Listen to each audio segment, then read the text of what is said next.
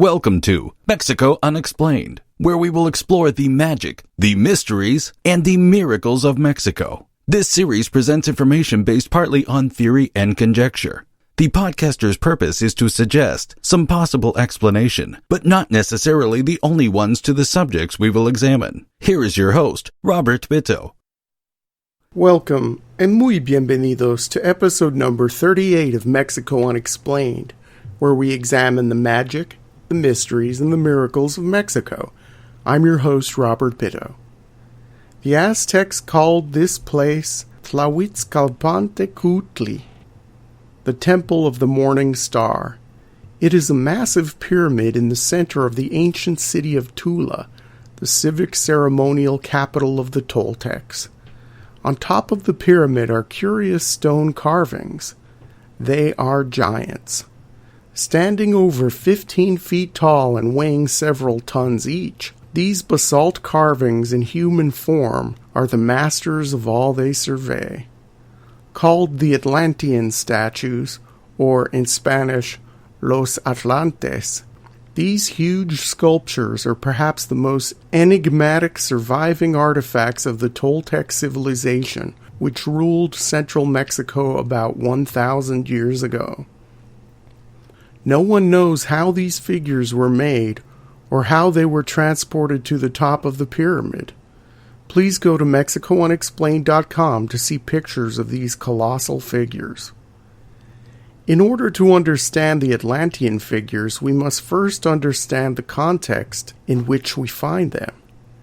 The statues dominate the abandoned ancient city of Tula, located in the central highlands of Mexico, in the present-day Mexican state of Hidalgo, about 45 miles from Mexico City. According to archaeologists and anthropologists, the name Tula comes from the Aztec phrase Tolan Xicocotitlan, which means the place where the reeds grow. The Aztecs later shortened this to Tolan, which has been more generally used to denote any urban center. The city of Tula has long been believed to be the capital of the Toltec Empire, although some archaeologists describe the Toltecs politically as having a kingdom rather than an empire. Some believe that the term Toltec is best used to describe a civilization instead of a political entity. In any event, the Toltecs came to prominence in the power vacuum left by the fall of Teotihuacan at around the 8th century AD. The first village at the site of the present-day ruins of Tula was established around 400 AD. Archaeologists call this first place of occupation at this site Tula Chico, or Little Tula. At its height, Tula Chico had well over 20,000 people and covered about 6 square kilometers in area. Between 850 and 900 AD, the site known as Tula Chico was mysteriously abandoned. Soon after people abandoned this site, a new city was built on top of the old one, and archaeologists call this city Tula Grande, or Big Tula.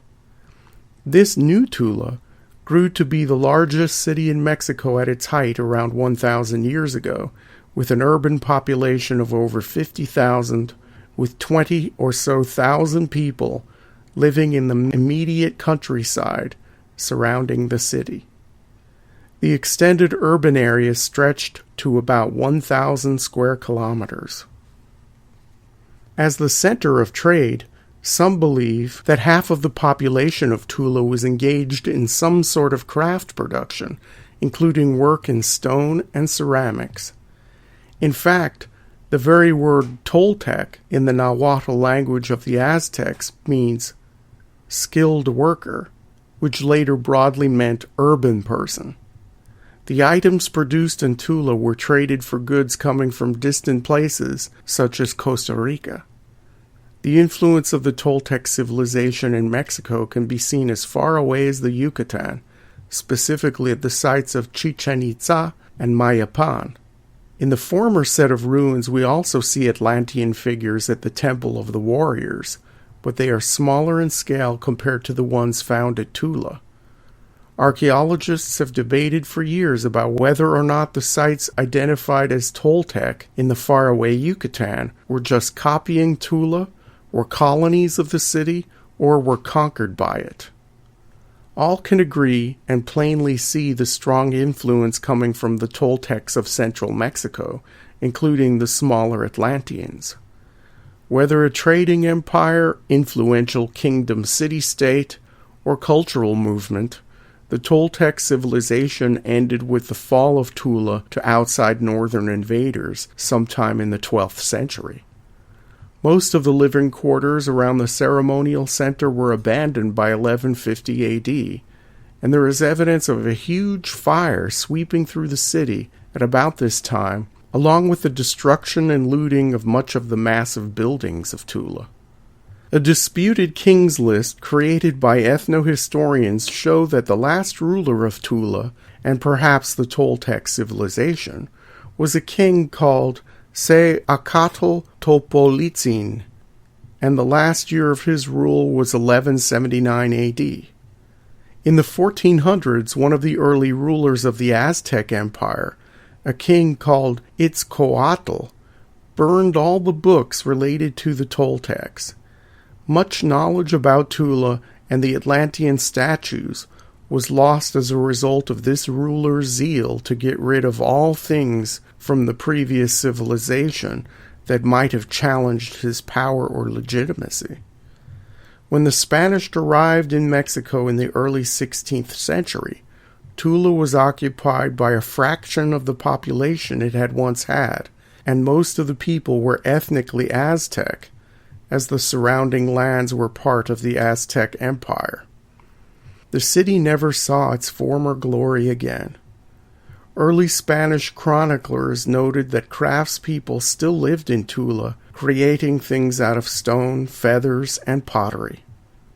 As with the great monuments of Peru or Egypt, or the gigantic stone heads of Easter Island, surviving people living in and around the ruins of Tula at the time of the Spanish contact had no idea how the Atlantean statues were made or what their significance was. Given the Mesoamerican context, modern archaeologists have established a firm interpretation of what the Atlantean statues at Tula mean. Structurally, they were said to support a wooden or thatched roof at the top of the pyramid, like columns. Artistically, they are said to represent warriors, possibly soldiers following the god-king Quetzalcoatl. Quetzalcoatl, also called the feathered serpent, is associated with the planet Venus. As the story goes, when he died here on Earth, he went up to the sky and became the morning star. The name of the pyramid, Tlahuitzcalpantecutli, means the temple of the morning star.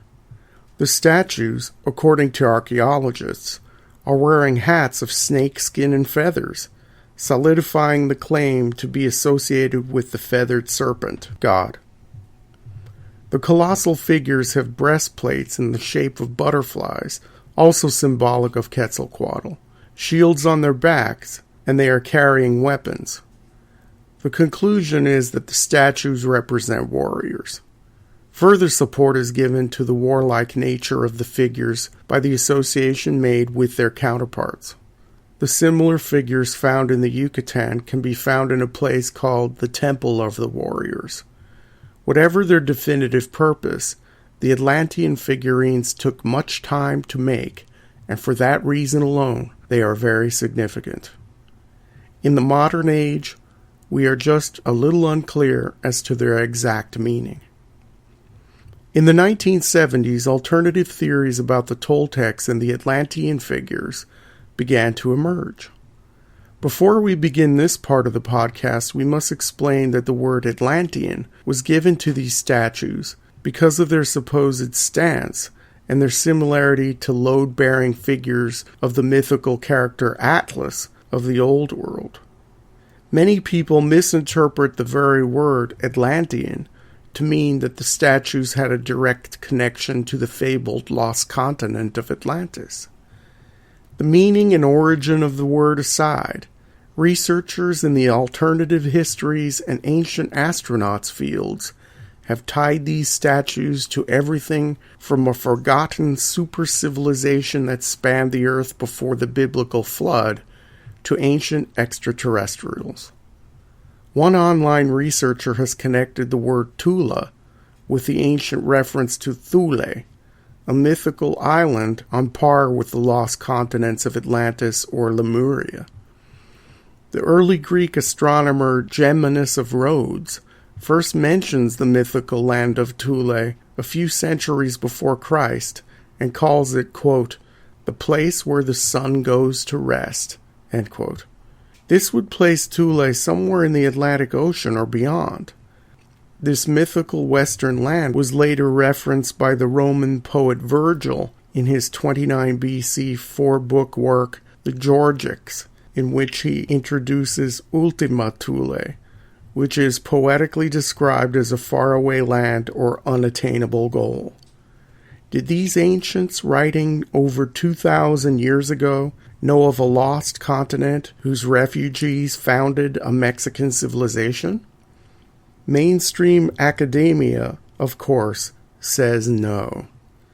Others cite similarities in the way the Atlantean figures look compared to other statues around the world, specifically to those found in the pre-Inca site of Tiwanaku in South America and those discovered from ancient Egypt. Archaeologists chalk up all similarities to sculptures from other parts of the world to pure chance. In the 1970s, with the popularity of the ancient astronaut movement, came greater scrutiny of the massive statues atop the Tula Pyramid. In popular pulp paperbacks such as Chariots of the Gods and The Outer Space Connection, the figures become representatives of an ancient spacefaring race. It's important to note here that the ancient city of Tula was astronomically aligned, like many larger cities in ancient Mexico, and its inhabitants were cognizant of the movements of the planets and the stars. The city was abandoned suddenly, and the mystery of what happened to the people and where they went is easily solved by saying the Toltecs may have not only abandoned Tula, but they left the earth. Back to the statues themselves, the snakeskin feather hats become spacesuit helmets. The butterfly breastplate and its corresponding shield on the backs of the gigantic figures become elements of a jetpack. Much has been discussed about what the Atlantean statues have in their hands. While archaeologists see arrows and the common Mesoamerican spear thrower called an atlatl, ancient aliens theorists see advanced laser-based weaponry. Upon closer examination, some of the statues do indeed look like they are carrying something reminiscent of a phaser rifle from Star Trek. As mentioned earlier, as no written records exist from the time that these statues were supposedly carved and placed on top of the pyramid, no one knows exactly what they mean, who carved them, and for what purpose, or how they were transported to the top of the pyramid. Again, we are confronted with an unsolved mystery of the ages, which begs more investigation and research. Thank you once again for listening to another episode of Mexico Unexplained. Please remember to like us on Facebook, follow us on Twitter, and subscribe to our YouTube channel, Mexico Unexplained. Please go to our website for references, illustrations, and for free access to transcripts of past shows. We appreciate your kind attention. Until next time, thank you and gracias. Thank you for listening to another episode of Mexico Unexplained with host Robert Bitto. For show summary, relevant links and commentary, please check out our website at mexicounexplained.com. Like us on Facebook and be a part of the conversation. Adios and hasta la vista.